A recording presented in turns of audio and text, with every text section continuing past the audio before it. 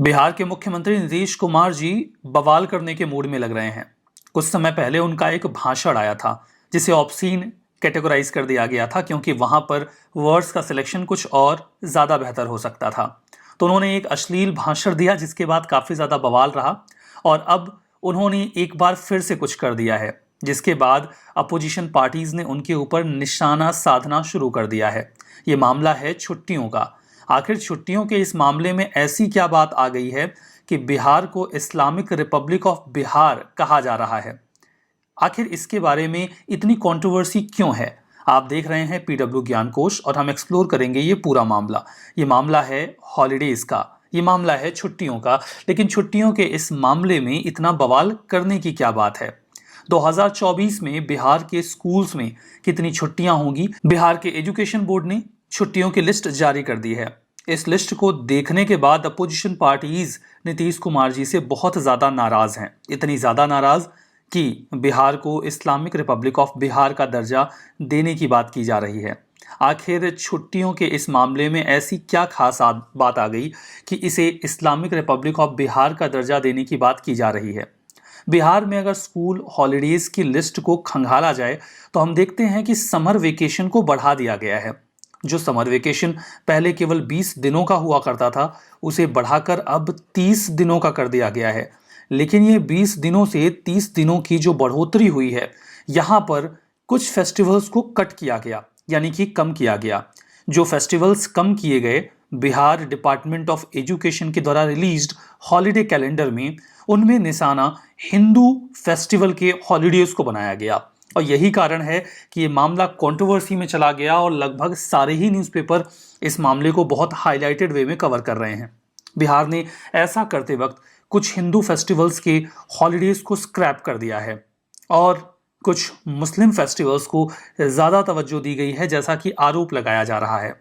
BJP ने इस पूरे मामले को हाईलाइट किया और इस्लामिक रिपब्लिक ऑफ बिहार का टॉन्ट कस दिया। कई सारे कंट्रोवर्शियल मुद्दे इमर्ज होकर आए, जैसे कि जो लिस्ट तैयार की गई वहां पे रक्षाबंधन, जन्माष्टमी, रामनवमी और शिवरात्रि जैसे फेस्टिवल्स लगभग नदारद हैं और उनके लिए कोई भी हॉलीडेज नहीं दिखते। वहीं ईद के लिए आपको लगभग 6 दिनों का हॉलीडे देखने को मिल जाएगा। At the same time Bihar की सरकार ने उर्दू लैंग्वेज के जो भी स्कूल्स हैं वहाँ पर फ्राइडे ऑफ की बात भी करी हुई है। कुछ ऐसे जो स्पेसिफिक इश्यूज हैं वहाँ पर फ्राइडे को हॉलीडेज डिक्लेयर करने का एक प्लान बनाया गया है। ये कई सारे कारण हैं जिसकी वजह से नीतीश कुमार जी निशाने पर हैं। आइए सबसे पहले मैं आपको दिखाता हूँ ये जो पूरा बिहार सरकार के शिक्षा विभाग की अधिसूचना है वो क्या कहती है। अगर आप इस अधिसूचना को खंगालेंगे तो इसमें कहा गया है कि राइट टू एजुकेशन एक्ट यानी कि आरटीई के तहत कम से कम 220 दिनों का अध्यापन यानी कि टीचिंग ये जरूर होना चाहिए स्कूल्स में। इसे मेंटेन करने के लिए छुट्टियों को घटाना पड़ेगा, अच्छी बात है। लेकिन यहाँ पर समर वेकेशन को तो बढ़ाया गया है और समर वेकेशन को बढ़ाते वक्त जो during the course of year Hindu festivals पढ़ते हैं उनकी संख्या को घटा दिया गया है। आप इस छुट्टी की लिस्ट को देखेंगे तो आपको इस कंट्रोवर्सी का जो अंदाजा है वो लग जाएगा। इस छुट्टी की लिस्ट को आप थोड़ा सा ध्यान से देखिए। यहाँ पे आपको गुरु गोविंद सिंह जी की जयंती 17 जनवरी को है, यहाँ से छुट्टियों की शुरुआत मिलेगी। यहाँ पे गणतंत्र दिवस के दिन छुट्टी है, संत रविदास जयंती के दिन छुट्टी है। लेकिन यहाँ पर फिर आप देखिए छुट्टियों की लिस्ट में आप ये एक तो देख रहे हैं, लेकिन यहाँ पर आइए ये 3 छुट्टियाँ जो आपको दिख रही हैं ये ईद उल फितर की हैं, यानी कि ईद की हैं, अच्छी बात है। यहाँ पर जो ग्रीष्मावकाश है ये पहले केवल 20 डेज का हुआ करता था, इसे बढ़ाकर 30 डेज का कर दिया गया। अगर केवल इसे ही 20 डेज का रहने दिया गया होता तो शायद काफ़ी कुछ बैलेंस आउट किया जा सकता था। लेकिन इसके बाद बुद्ध पूर्णिमा को 1 दिन की छुट्टी और अगेन जो ईद उल जोहा है जिसे आप बकरीद कहते हैं उसके लिए भी 3 दिनों की छुट्टियां रखी गई हैं। मतलब इन दोनों ईद को मिलाकर 6 दिनों की ईद की छुट्टी यहाँ पर डेजिग्नेट कर दी गई है। फर्दर मुहर्रम को एक बार फिर से आपको 2 दिनों की छुट्टी देखने को मिलेगी।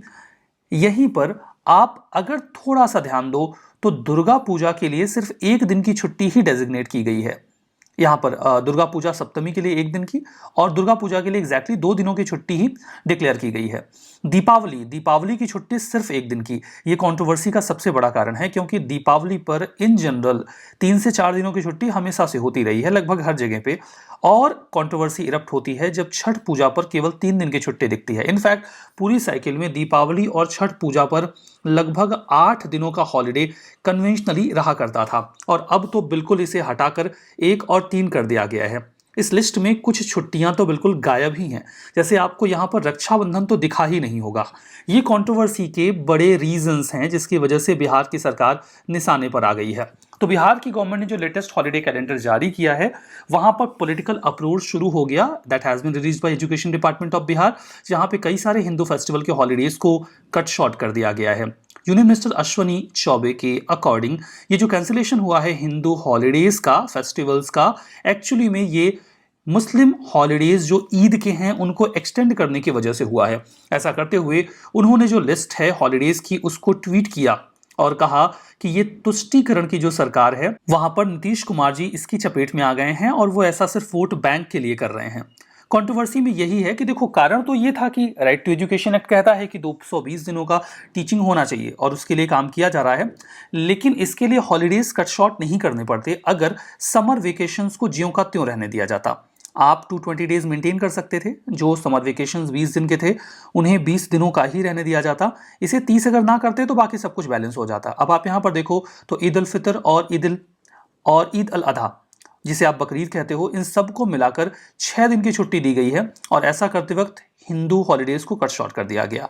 हरतालिका तीज और जितिया, इन सभी छुट्टियों को तो बिल्कुल गायब ही कर दिया गया। जो हिंदू फेस्टिवल्स हैं इंक्लूडिंग मकर संक्रांति, रक्षाबंधन, सरस्वती पूजा, जन्माष्टमी, रामनवमी, भाई दूज और शिवरात्रि, जहां पर कन्वेंशनली छुट्टियां हुआ करती थी, इन छुट्टियों को तो पूरी तरीके से गायब कर दिया गया। केवल 4 फेस्टिवल्स ही हैं जो यहां पर देखने को मिलते हैं, जैसे कि दिवाली सिर्फ 1 दिन, दुर्गा पूजा 3 दिन, छठ पूजा 3 दिन और होली 2 दिन। इन्हीं फेस्टिवल्स को अकाउंट में लिया गया। इस तरीके से जो हिंदू फेस्टिवल्स हैं वो केवल 9 दिनों की छुट्टियां ही कैटर कर पा रहे हैं। वहीं दूसरी ओर अगर आप मुस्लिम फेस्टिवल्स की बात करते हैं तो यहां पर हॉलीडे कैलेंडर शब ए बारात, ईद उल फितर 3 दिनों के लिए, ईद उल जोहा 3 दिन, मुहर्रम 2 दिन, इसके अलावा चहल्लम 1 दिन और प्रॉफिट मोहम्मद जी का बर्थडे 1 दिन, इन्हें ऐड किया गया। इसके साथ 11 डेज का हॉलिडे यहां पर कन्वर्ट होता है। तो ये जो इम्बैलेंस क्रिएट किया गया है, ये डेलिबरेट इम्बैलेंस दिखता है। एक्चुअली में अगर आप ध्यान से इस बात को समझने की कोशिश करो तो मुस्लिम्स के लिए इन हॉलीडेज को एक्सटेंड करने में एज सच कोई बुराई नहीं है और ऐसा करने में कहीं कोई समस्या भी नहीं थी। सवाल यह है कि मुस्लिम्स के इन हॉलीडेज को एक्सटेंड करने के लिए हिंदू फेस्टिवल के हॉलीडेज को कट शॉर्ट करना बिल्कुल जरूरी नहीं था। यह बात तो आपको विजिबली दिख रही होगी। विजिबल ऐसे है कि आपको बस समर वेकेशन को ज्यों का त्यों रहने देना था। आप सिर्फ समर वेकेशन को 20 डेज का रहने देते, आप जो हिंदू फेस्टिवल के हॉलीडेज थे उनको मेंटेन कर सकते थे। एट द सेम टाइम आप जो मुस्लिम्स के लिए फेस्टिवल्स में हॉलीडेज इंक्रीज करना चाहते हैं वो कर सकते थे। इतना स्कोप था, लेकिन उस स्कोप को नजरअंदाज किया गया और जस्ट बिकॉज कि समर वेकेशन को 20 से 30 दिन कर दिया जाए, यहां पर जो हिंदू फेस्टिवल के हॉलीडेज थे उनको कट शॉर्ट करके डेलिबरेटली रिड्यूस कर दिया गया है। And that is the fundamental reason for the controversy. Controversy का कारण ये नहीं है कि आपने मुस्लिम्स के लिए हॉलीडेज बढ़ा दिए, बढ़ाने का स्कोप था और बढ़ाए जा सकते थे और हिंदू फेस्टिवल के हॉलीडेज को मेंटेन भी किया जा सकता था, केवल समर वेकेशन को इंटैक्ट रखना था, लेकिन इतना भी ध्यान नहीं दिया गया है। तो ये कंट्रोवर्सी इरप्ट होकर हमारे सामने आ गई है। आप बताइए कि आपको क्या लगता है कि बिहार की सरकार का ये कदम कितना जस्टिफाइड है? क्या वो बिना इस कंट्रोवर्सी में जाए मुस्लिम्स के लिए फेस्टिवल्स के हॉलीडेज इंक्रीज नहीं कर सकते थे? क्या ये पॉसिबल नहीं था, या फिर ये एक डेलिबरेट स्टेप है? आप अपना ओपिनियन कमेंट बॉक्स में जरूर दीजिएगा। आज के इस सेशन में हम यहीं पर विराम लेंगे।